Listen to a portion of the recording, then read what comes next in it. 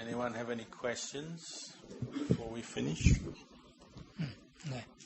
How do you develop mindfulness while you're working?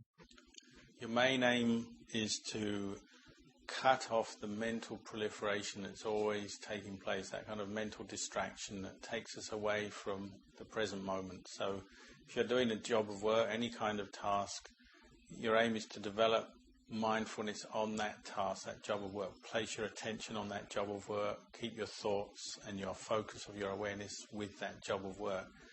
Anytime you notice your mind drifting off into daydreams or any kind of distraction where you want to bring it back to the present moment and focus on that work.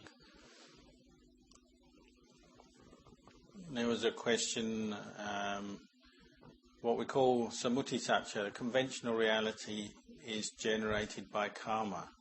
The question was, is that correct? And Tanajan said, yes, that's correct. Say the most obvious conventional reality or conventional truth or apparent truth is this body that we have. Everybody has a body.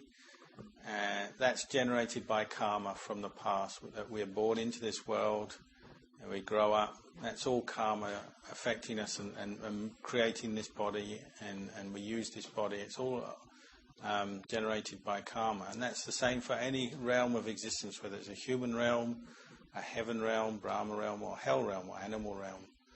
All of these different realms, the beings in each realm, their whole life experience and having a body and a mind, that's generated by karma. The Buddhist path is learning to understand that, understanding to see how karma leads to results all the time. So the first thing to understand and practice with is, well, try to avoid making unwholesome or evil karma that will bring you suffering. Say if one doesn't do that, one tends to make a lot of unwholesome, unskillful karma. Well, the result of that, the karmic result of that, is that one will receive rebirth in a realm, say what we call it, one of the realms of suffering, say like an animal realm or a hell realm, a ghost realm. So we learn to let go of that kind of action, karmic action. We abandon that kind of karmic action, and we can experience a lot of happiness.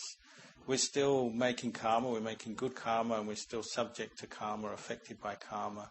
But at least it's good karma, and the fruits of good karma brings us a lot of happiness. But one still carries on practicing, developing one's mindfulness, one's insight, aiming to reach the point where one can completely free oneself from all karma, which is the Buddhist path leading right to Nibbana, beyond this whole cycle of birth and death, and beyond the conventional reality of having a body and a mind and living as a being in different realms of experience. We're aiming to get completely beyond that. There's a question about, it's quite fashionable for people these days to go to see certain teachers or certain places where they practice what we call annulling karma, or cutting off old karma, getting rid of old karma. Does that have any value, was the question. And Tanajan is saying, well, it has some value. It's a technique. Maybe one does a certain ceremony or ritual with the feeling, well, this is ending some old karma that I've done in the past, bad karma, so I'll be free from this suffering. In truth, one can't do that, because karma follows us wherever we go. We have to experience the results of the karma we've made. All our actions in the past, they're all going to give their fruit. But if one does some kind of special ceremony or ritual, the reason people do it is because they generally feel better for it. It helps them to feel a bit better, and it maybe helps them change their mood. Maybe they've had a lot of problems and suffering and they're a bit depressed or negative.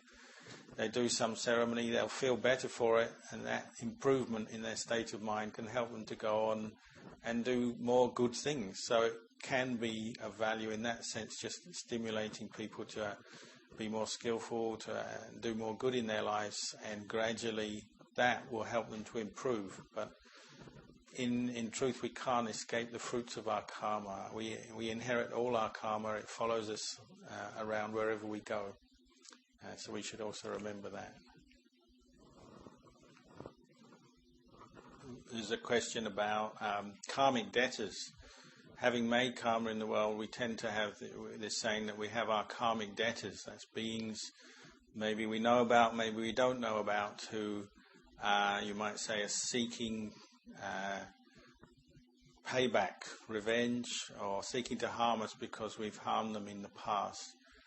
And so we have this practice of sharing the merits of the good that we do in our practice, in our lives, with our karmic debtors, in the hope that any beings who are unhappy with us, angry with us, well, that will placate them, make them feel more happy, more peaceful, and then they will stop seeking to harm us.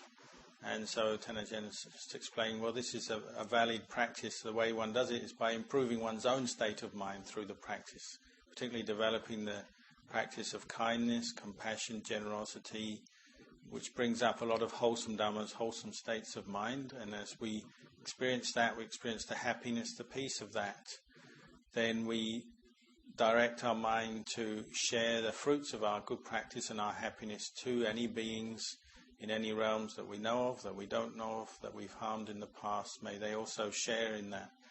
And this might have an effect, helps our mind improve for sure, and then subtly it might be that it can help them to forgive us, and so that any old karmic debts may be finished, and we have less obstacles, less causes of suffering in our lives.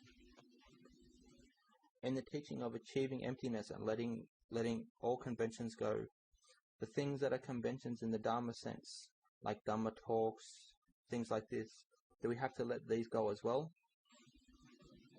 We develop our practice in stages, say from the coarse to the refined. So although we are attached to conventional reality from the beginning, the Dhamma is mixed in there, and we have some understanding of Dhamma within that. But as we practice, that understanding becomes more refined.